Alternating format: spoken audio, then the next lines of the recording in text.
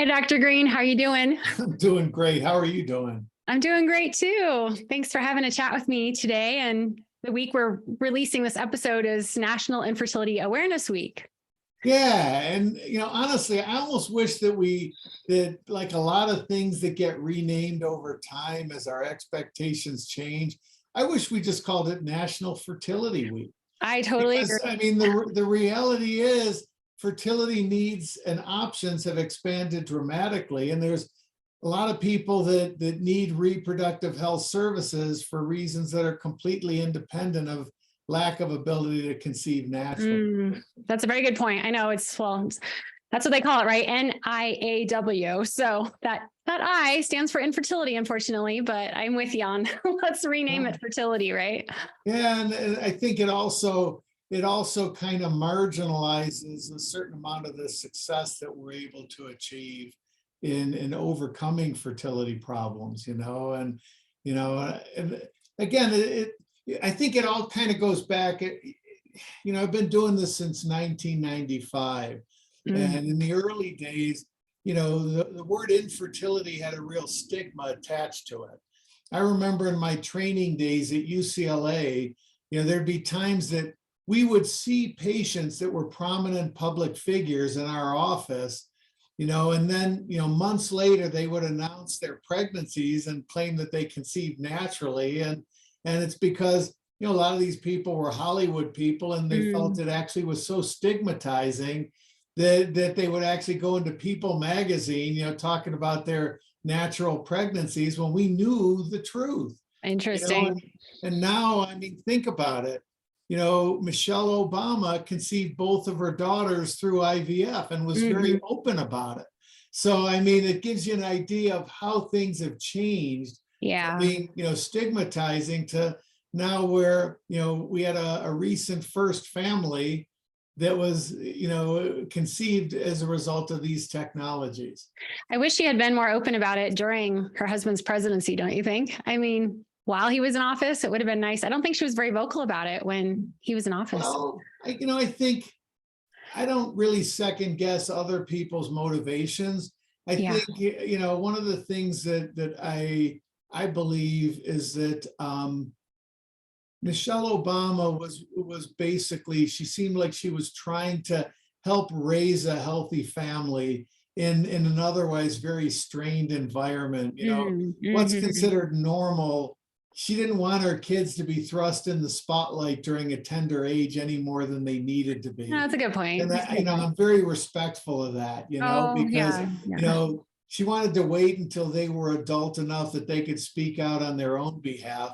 But she kind of wanted them to be able to attend school and have a fairly normal life. And she didn't thrust herself in the spotlight very often. And I think when she felt they were old enough, and I don't know, maybe she even discussed it with them, then she felt comfortable, disclosing things. No, I respect that too. And I am glad more people are talking about fertility challenges, bringing awareness. And wasn't the latest statistic 1 in 6 individuals now is diagnosed with fertility challenges, right? Well, exactly. And that's, again, talking about people that are actively trying, and that doesn't include all of our same-sex couples or single people that aren't able to try naturally. Right. And so the point is I think fertility challenges are far more common than they've ever been acknowledged in the past. And today there's far greater access to overcoming these challenges. And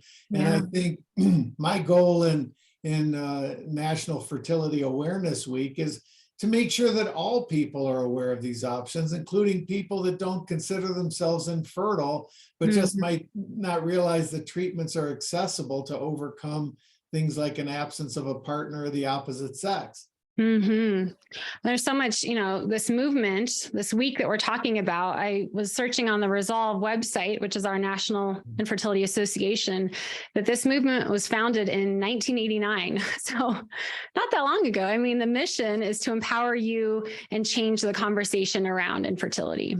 Well, and they've accomplished an awful lot since then. I mean, Yeah. now I believe there are 19 states that have mandated fertility coverage, Colorado being one of the most recent ones. And you and I know that this is the first year that we've had a statewide mandate, which expands coverage, but it's still not universal, even in our great state. And the point is 19 means we're not even halfway there when you consider, how many states don't have any coverage whatsoever. And that's just the insurance coverage, and so I think it's important to make the awareness, try to normalize things so that we can discuss these things, people could request these things, and have a better idea of what technologies are out there and what they can offer. No, for sure. I mean, we're fortunate that we have Resolve as a resource to learn more about how we can access, more reproductive care, being advocates in this space and getting the support, education, awareness, all of that. I mean, they're really great about, helping all of us feel empowered on this path. Well, and it's, Resolve is a great organization. There's also several other organizations. There's, Men Having Babies is another organization. Of course, American Society for Reproductive Medicine, which is the parent organization. And I think they're all trying to target their audiences as well as advocate, and I think one of the most recent examples of advocacy that we've experienced beyond insurance coverage was just being acknowledged as an essential service. I don't know if you remember, but during the early days of the pandemic, certain healthcare services were being shut down. People couldn't get some, dental work. They couldn't get a lot of their eye care. They couldn't get a lot of things that were considered non-essential services. Right. And it was acknowledged by, a whole host of organizations that fertility services couldn't be shoved aside that way because number one, fertility services are essential to those that want to seek them out, and they are somewhat time sensitive for a vast majority of those that are seeking them out as well. And therefore it couldn't be just cast aside as something you needed to wait for till a more convenient time. Oh my gosh, I'm sure. Yeah, that impact during that time. You and I were having lots of conversations with absolutely during COVID, how that impacted.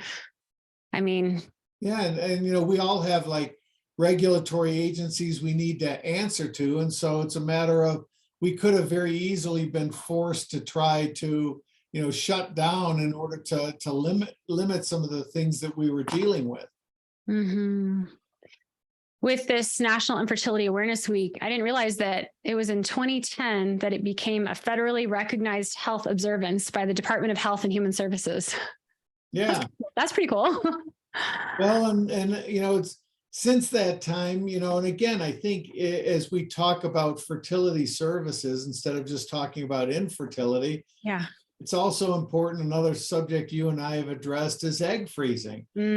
Some people are just not currently in a relationship, or they're on a certain career path and don't even know that there are options available today that, to preserve fertility, because biology has always been the limiting factor. And too often in the past, people that, were on a career track during, what some people consider some of their peak career years for advancement, weren't pursuing biological pregnancy in that time. And today, through both egg freezing or embryo freezing, we have the ability to overcome these issues.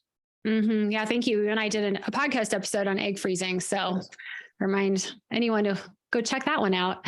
We haven't done one on preservation of sperm. Would that be one that would be a good topic to check? It just seems like it's less biologically necessary because most men remain very fertile well into their 60s, and there can be a decline in male fertility over time. But the reality is, for the vast majority of men, it isn't. For individuals that are transgender, it's recommended. for cancer patients, it's absolutely recommended. Mhm. To be honest with you, it's even being recommended by a lot of men that are undergoing vasectomy. Yeah, okay. Because sometimes, a guy undergoes a vasectomy and then things change either within their relationship or they find themselves in a new relationship. And if Mm. they frozen sperm ahead of time, it can, increase their options. Mm. Good info. Yeah, so this week is April 23rd to the 29th for National, I would like to say, Fertility Awareness Week. I think it's something we should try to create a new trend, because Yeah. it should be about more than just infertility, but fertility in general. And they promote the color orange a lot during this week, especially on, I think it's a Wednesday during the week, where this orange color really, they talk about this has a sense of wellness and, raising awareness, educating others who just want to infuse this path with more compassion, warmth, confidence, understanding. So just kind of orange. That's what they talk about the color orange representing. I'll definitely be wearing my orange.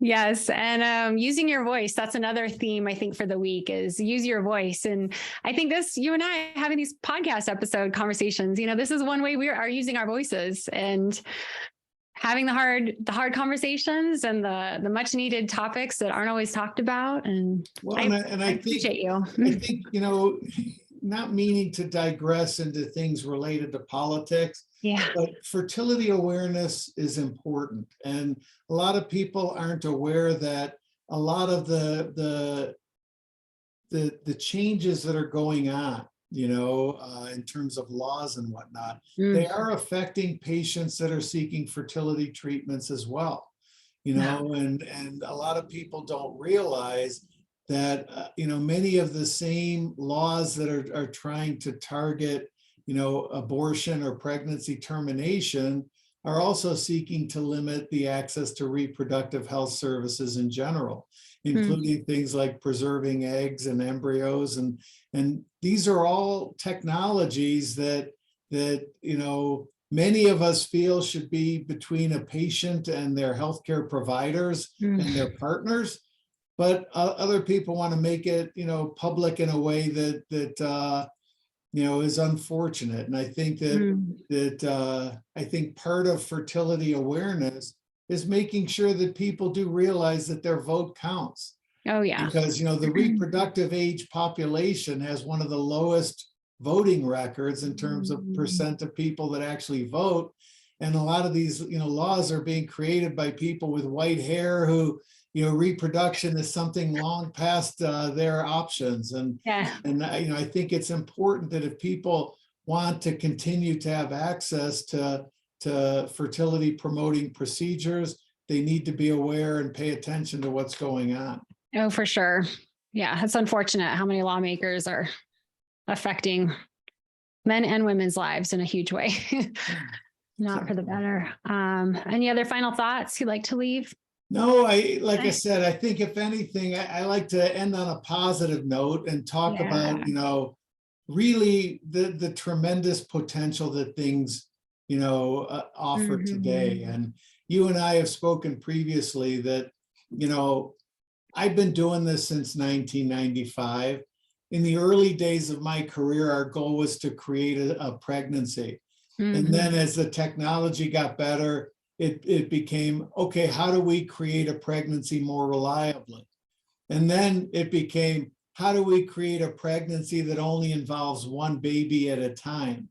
And today, it's completely changed, where I sit down with every couple and I say, or individual, and I say, what does the ideal family look like to you? How many kids do you want? What's the absolute soonest you want the first one? And we're able to, more often than not, come up with a plan that's going to meet that goal. And it's all about trying to, create and nurture healthy pregnancies, preferably one child at a time, and really help people achieve their reproductive goals. Well, you're doing that, and we're thankful for you and all the other amazing reproductive endocrinologists and fertility specialists out there. We're all here to, help support individuals and growing their family, and so thankful for you. You stay happy and keep doing what you're doing too. Thank you so much. Talk soon. Bye. Bye.